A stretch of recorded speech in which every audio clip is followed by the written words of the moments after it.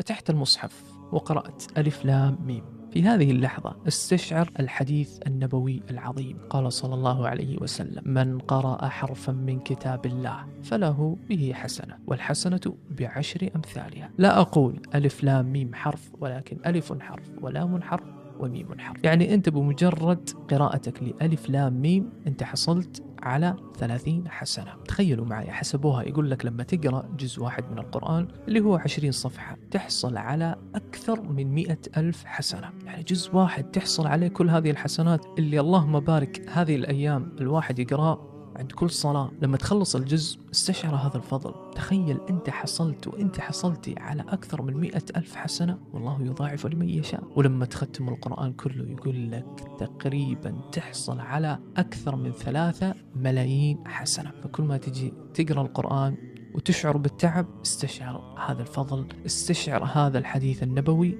صدقني بيهون عليك كل التعب وراح تستمر في قراءة القرآن.